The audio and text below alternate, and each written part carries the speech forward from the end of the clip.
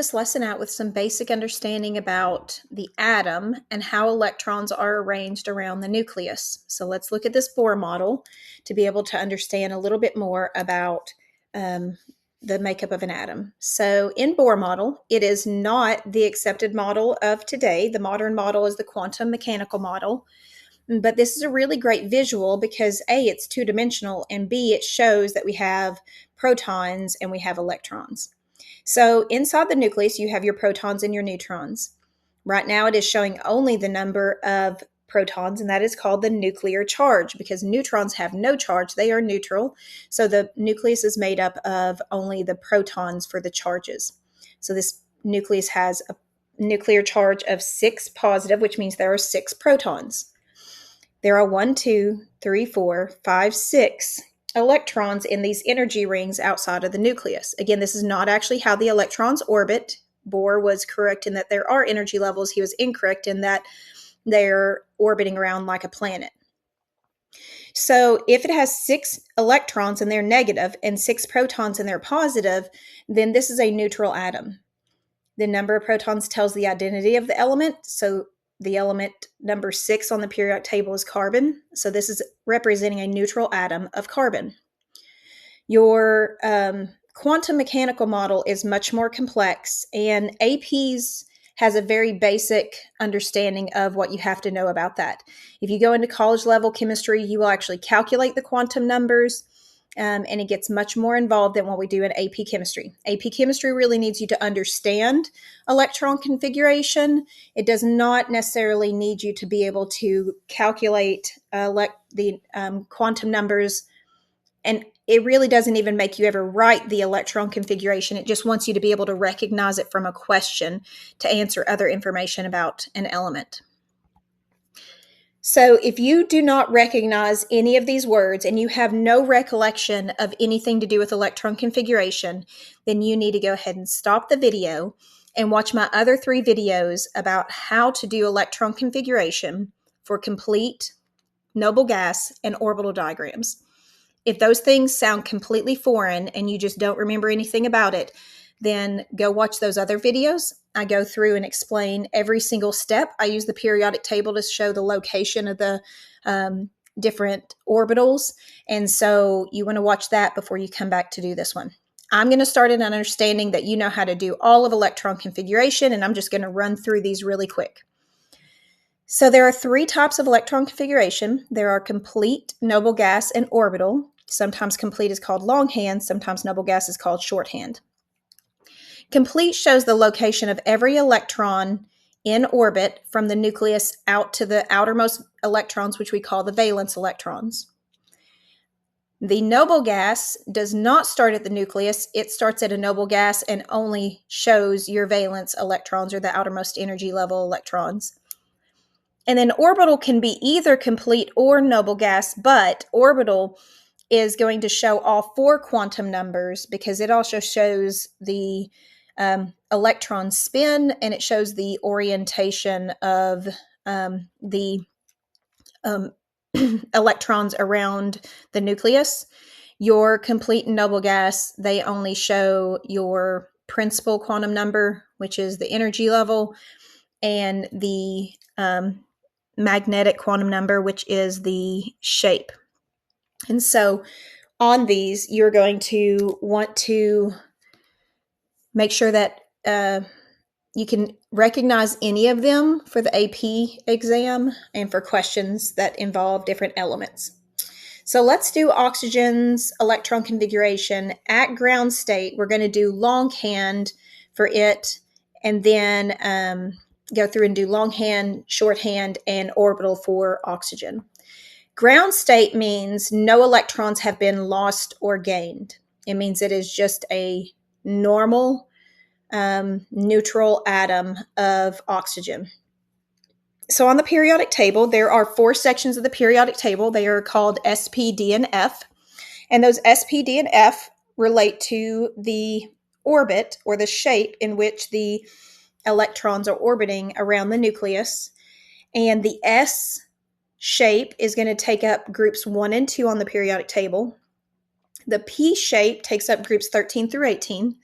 The D shapes take up groups 3 through 12, and then the F shapes are your lanthanides and actinides down in the bottom of the periodic table.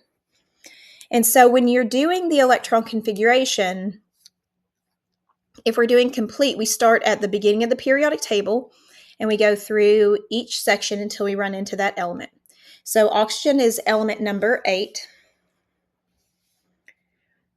which means I need to have my exponents of my electron configuration equal out to 8. So to get through my first row, the only thing that's in my first row are hydrogen and helium. And so I'm going to say 1 for the energy level, S for the shape, and an exponent of 2 saying I went through and filled 2 electrons in that 1s orbital.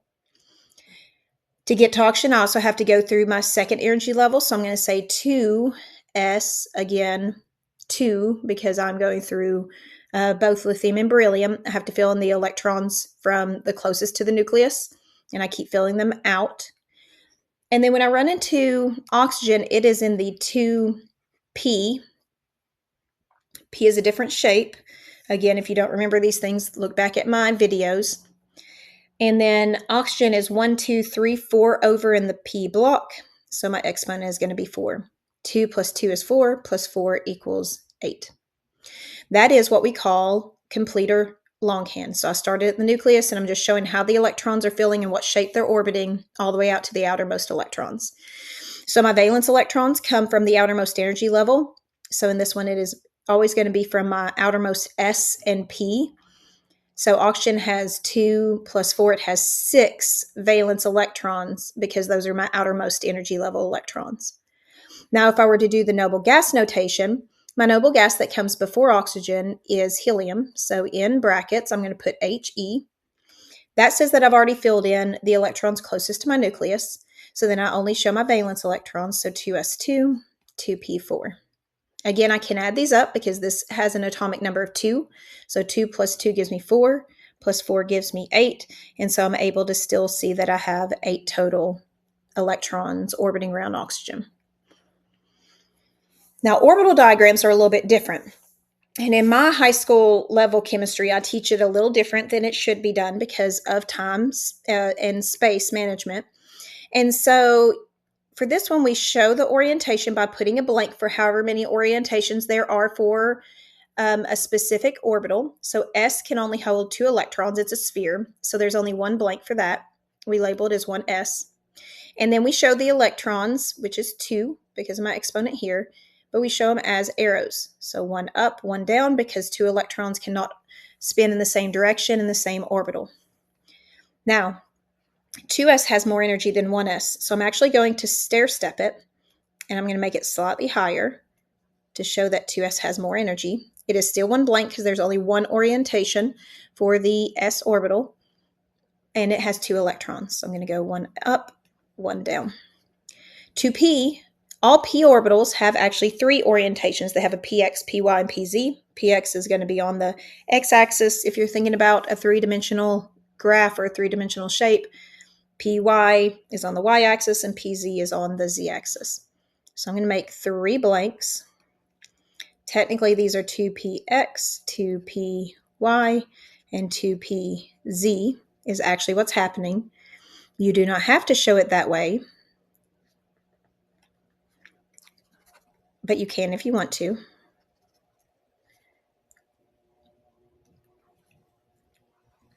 I have 4 electrons.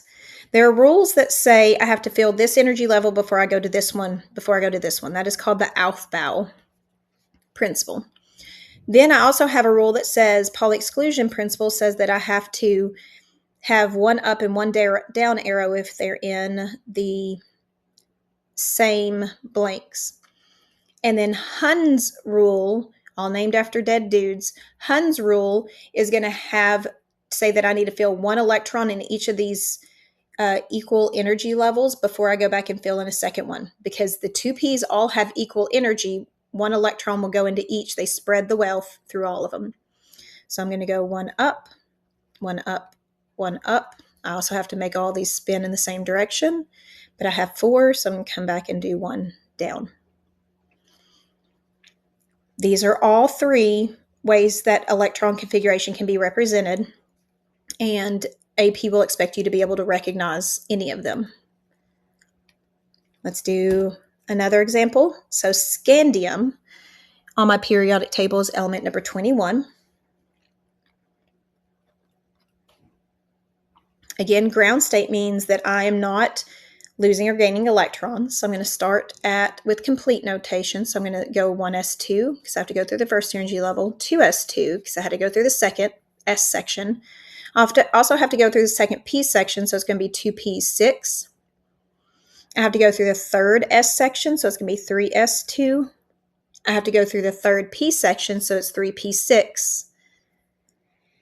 I have to go through the fourth s section, so I'm going to say 4s2. And then because of orientations, there is more freedom in where the electrons can fill in the D block. The D block drops one energy level, so it drops down to 3D, even though it's in the fourth period. And then it is the first one in that row, so 1. And then if I add these up, I have 6 plus 2 plus 2 is 10, plus 6 plus 2 plus 2 is 20, plus 1 gives me my 21. That is longhand for scandium. My noble gas notation for scandium would actually go back to argon, because that is the previous noble gas. And then I start from there. So then I do 4s2, 3d1. Again, I can add these up because this is 18 for its atomic number, plus 2 is 20, plus 1 is 21. Again, valence electrons are actually the electrons found in the outermost s and p blocks, or s and p orbitals. So in this one, it would only be considered to have 2 valence electrons, but we know that the D block can do some weird stuff and shift their electrons around and have different number of valence electrons and therefore different ion charges. I'm going to clear these out so that I can do our orbital, which takes a little bit of space. So for orbital, I'm going to start with my 1s, arrow up, arrow down. You don't have to know those rules names that I told you a minute ago. That is unnecessary to know the rules names, but you do need to know the basics of it. So 2s is going to be arrow up, arrow down. 2p are going to be 3 energy levels that are equal. My lines are terrible, but we're going to pretend they're nice. This is going to go up, up, up, down, down, down. Then I have my 3s, arrow up, arrow down. 3p, up, up, up, down, down, down. 4s, up, down. And then when we get to so all s are spherical and have one orientation, just one shape. All p's are considered to be a dumbbell shape, and there are 3 orientations, px, py, pz, so we make 3 blanks. D has 5 orientations, and so we will make 5 blanks. We're going to pretend those are all 5 different blanks, so didn't do a good space management. Again, these are equal energies. They fill in starting with this first one. D section is more complicated on their shapes, but you can imagine they sort of look like a flower. And so 3D, I only had 1 electron, so in the very first energy level, it's going to be up, and then these are all going to remain empty.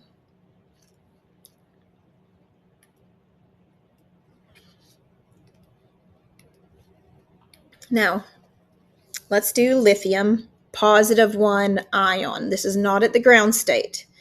So I'm going to draw normal lithium, and then we're going to talk about what it means to have a +1 ion. So normal lithium is the third element. So normal lithium for long hand is going to be 1s2, 2s1. If an atom becomes an ion, it has either lost or gained electrons. If it is a +1, that means it has lost electrons, because that now means it has 3 protons and 2 electrons, and +3 plus a -2 is going to give me a +1. So I'm going to have to lose an electron. That is the whole point of chemical bonding ionically, is to become stable. They want to have an electron configuration like the noble gases. That's the whole point of chemical bonding with ionic compounds. So it is going to lose its valence electron, which is this 1 in the 2s, that is its valence electron. It is going to lose it. It is a metal, so metals always give away their electrons. When it gives its electron away, it's going to be left over with just this. So lithium positive 1 ion is just 1s2. That seems weird, but that is actually what's happening in an atom when they're losing electrons or gaining electrons, is they are getting rid of valence electrons or they're fulfilling their outer shell of valence electrons. Most elements want to get to the noble gas notation, which for helium is just 2 electrons, but majority of the noble gases have 8 valence electrons. So most elements want to get to that 8. Lithium just loses that 1 electron and goes back to the electron configuration of the helium. So this is its longhand. This is its noble gas because there is no noble gas before helium. And then if I were to do the orbital, I would just say 1s, arrow up, arrow down. So you have to look at this information and make sure that you are changing your electron configuration to match the number of electrons lost or gained. So let's do a couple examples that are AP style questions. This one says, which of the following ground state, that's a big thing, that means just what we expected to do before it loses electrons or gains electrons. Electron configuration represents the atom that has the lowest first ionization energy. So this question sort of skips ahead to the next section that we're going to be getting into. So ionization energy is one of the periodic trends. And on our periodic trends, if you were in my class, we memorized the trend as up the group across the period. And for this one, it increased up the group and it increased across the period. So the element that's going to have the greatest ionization energy is going to be helium, because it's up here in the corner. And then the one that's going to have the lowest is francium, because it's down here. And we sort of ignore the F block or the lanthanides and actinides because they really just don't bond as much as we need to be concerned with them. So this is saying which one has the lowest first ionization energy. So let's identify each of these elements, look at the periodic table, and decide how it matches to this periodic trend. So 1s2, 2s1 is going to be lithium. 1s2, 2s2, 2p2 is going to be carbon. 1s2, 2s2, 2p6 is going to be neon. And then 1s2, 2s2, 2p6, 3s1 is going to be sodium. So based on this trend, lithium is up here near the top. Carbon and neon would be over here. And then your sodium is going to be closer to francium. So the closer to francium, the lower the ionization energy, the closer to helium, the higher. So neon would have the highest ionization energy of these, then carbon, then lithium, and the one that would have the least is going to be my sodium. So I would choose letter D. It's based on electron configuration, but this is what AP does, is they typically tie in other info into a question. It's not just a standalone one content topic, it's several topics. We will go more over this concept of ionization energy in a couple lessons.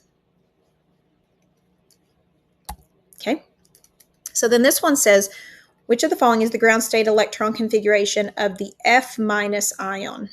Again, that's a big deal. That means that it has done something with its electrons and protons. So an atom of fluorine typically has 9 protons. In order for it to become F-, that means it now has to have 10 electrons. If it doesn't have a charge with it, we assume it is 1. So if I did a positive 9 plus a negative 10, that would give me a negative 1, which is what this is representing. So my normal electron configuration for fluorine is going to be 1s2, 2s2, 2p5. That's what we expect it to do. That would be its normal. But this is saying it has gained an electron, So it actually would be 1s2, 2s2, 2p6, because when it gains that electron, it becomes like neon. The whole point of gaining and losing electrons is to become stable in their electron configuration like a noble gas. And so it has gained an electron. Now it has 6, 7, 8, 9, 10 electrons, which this is what it matches. So this is the normal electron configuration for fluorine. This is the fluorine -1 ion. So use this information, go back, like I said, and review those videos. If you are not sure about how to do this, go back and review those videos that are also attached to this one. If you are still a little bit confused about what electron configuration is. And then we're going to go over and talk about a graph next time that uses this concept of electron configuration.